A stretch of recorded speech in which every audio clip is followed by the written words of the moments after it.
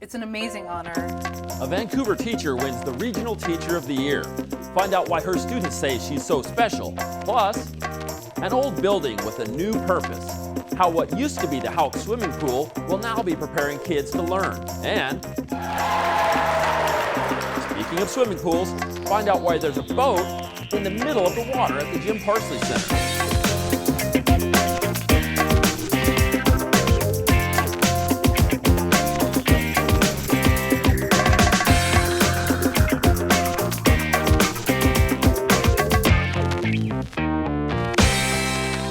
Hello and welcome to Inside VPS. I'm Chad Young. A Vancouver teacher is named one of the best in the state. Bethany Rivard is helping to lead the way with a new program at Fort Vancouver High School, and her peers recognized her as the Regional Teacher of the Year. Nick Vole stopped by her classroom. We can make it however we want to, and that's pretty cool. Bethany Rivard of Fort Vancouver High School is the Regional Teacher of the Year, and it's easy to see why. If you ever walk in her classroom, you just feel automatically welcomed.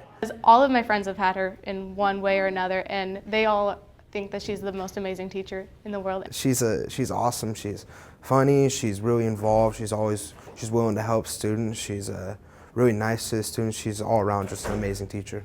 So how does she get such rave reviews? I try and let my students become a community within each class. That approach reflects how Fort's teachers are with each other. I collaborate with a lot of other educators in the building, so it's great for me to be able to showcase what we are all doing here at Fort. Bethany, her coworkers, and her students hope this state recognition will encourage people to look at Fort Vancouver with new eyes. Their perception of Fort and the reality of Fort are two different things. I mean, it's true that we're a high poverty school. It's also true that these kids have had to overcome barriers that most other kids haven't. And what success looks like for them is it's hard fought. We have great students and great teachers, and it's time that people are finally beginning to realize that. Great teachers like Bethany Rivard. I just love her teaching style and always wanted her as a teacher. It speaks volumes for Fort to have Miss Rivard represent us as Teacher of the Year. I was chosen, but it's really my students who were chosen because they're the ones doing the amazing things. Inside Vancouver Public Schools, I'm Nick Vole. Thanks, Nick. Teacher Ben Jatos was at the special ceremony for the Teacher of the Year nominees and live tweeted the whole thing on Twitter. He shared these photos as the ceremony progressed. You can see State Superintendent Randy Dorn, and there's Bethany on stage. She didn't end up winning State Teacher of the Year, which went to a teacher from Tacoma, but she's still #1 in the eyes of her colleagues and students. Congrats, Bethany. That's not the only great news coming out of Fort as the school launches its new Center for International Studies. Trapper alumni are banding together to support the school. The new Trappers for Trappers Foundation just formed and kicked off its support of the school with a big donation. The class of 1975 celebrated its 40th reunion and pulled together more than $1,000. The foundation will also encourage members to mentor students.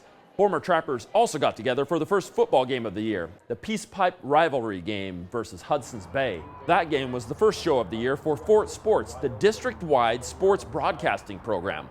Students from Fort and other schools learn how to be TV professionals while broadcasting live on Comcast and online. The schedule includes every school in the district with an even number of boys and girls events. You can find the schedule for Fort Sports on the district website. That's www.vansd.org. Just type in Fort Sports in the search bar and it will be one of the first results. Vancouver parents have a new option for their preschoolers. As Tara Cox reports, a familiar building in the Houck neighborhood will once again be full of children's voices. This building behind me has a history of serving the community, first as a pool, and now it's about to make a splash as an early learning center.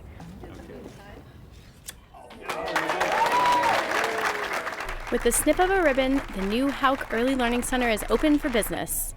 The building has sat nearly empty for 5 years after the Houck pool closed. Last fall, Education Service District 112 got a $1.1 million grant from the Department of Early Learning in Olympia. I'm so excited to be a part of something that's really on the ground and in a community. When we're in Olympia, we talk a lot about numbers and budgets and the number of unmet need, but to actually see it in place here in Olympia or here in Vancouver is so amazing to me. More than 2,100 eligible children in Clark County won't be able to go to preschool this year because there aren't enough subsidized classrooms for kids in low-income families.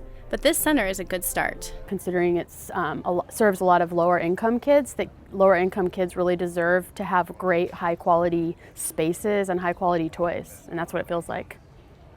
After a couple of speeches, families and local leaders got their first look at the new center. Great space,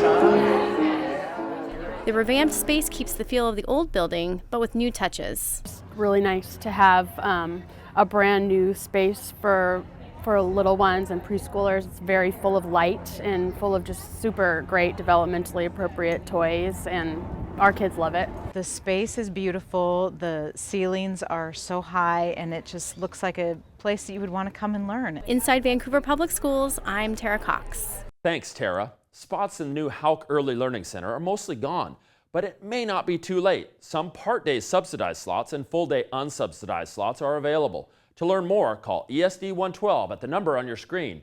That's 360-952-3470.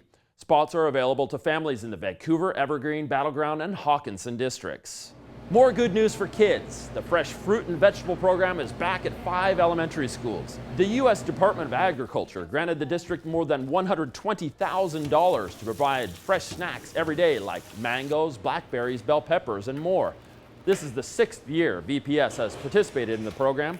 Take a look at your screen to see a list of schools that qualify for the program. Vancouver iTech Preparatory earns a statewide honor for getting students excited about learning. The Washington State Association for Supervision and Curriculum Development honored iTech with its Student Engagement Award for 2015. The award is intended to recognize educators who create an environment where kids take active roles in their education and in the community. iTech Prep emphasizes project-based learning and engages with community partners. iTech students showed how engaged they are in their learning at a special summer camp. They were joined by students from Vancouver Flex Academy, as Amanda Richter reports. You're seeing that correctly. That's a boat in the pool at the Jim Parsley Center. But let's back up. Students from Vancouver iTech Preparatory and Vancouver Flex Academy spend 3 weeks of their summer at a special camp. It's a learning experience that not many people get to do at our age. The camp, put on by iTech and Flex Academy with the Wind and Oar Boat School, challenged students to build a functional boat.